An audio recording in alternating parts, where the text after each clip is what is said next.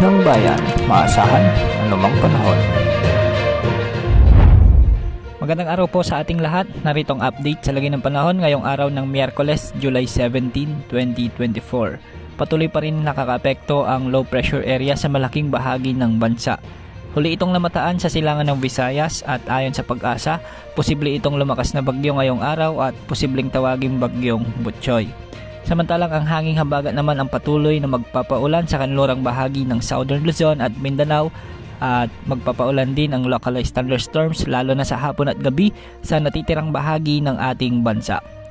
Dahil sa low pressure area, apektado ngayon ng trough nito ang Bicol Region, Visayas, Northern Mindanao, Caraga, Davao Region, Isabela, Aurora, Quezon, Marinduque at Romblon. Posible nitong daanan ang Visayas at Southern Luzon at posible rin na maapektuhan ang Metro Manila sa mga susunod na araw.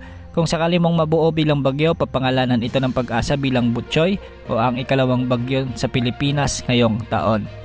Dahil naman sa epekto ng habagat, may mga inaasahang pag-ulan ngayon sa Zamboanga Peninsula, Bangsamoro Region, Soc-Sargen at Calayan Islands kasama ng Palawan.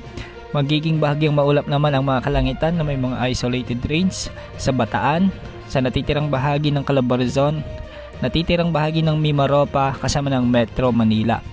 Maging alerto po sa banta ng pagbaha at pagguho ng lupa. Samantala may mga lugar namang posibleng ulanin ngayong araw dulot ng mga localized thunderstorms. Posibleng makaranas ng mga pag-ulan ngayon ang ilang bahagi ng Ilocos Region lalo na sa Pangasinan, Cordillera Region at Central Luzon. Maging alerto rin po sa mga biglang pagbaha at minsan ay mga pagguho ng lupa.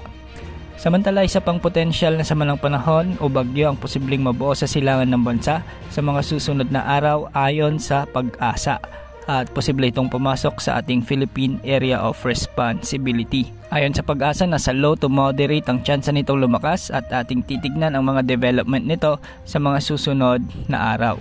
Sa ngayon, wala namang nakatas na gale warning sa mga karagatang sakop ng ating bansa. Yan ang update sa lagay ng panahon. Ito po ang weather update ng bayan. Maasahan anumang panahon.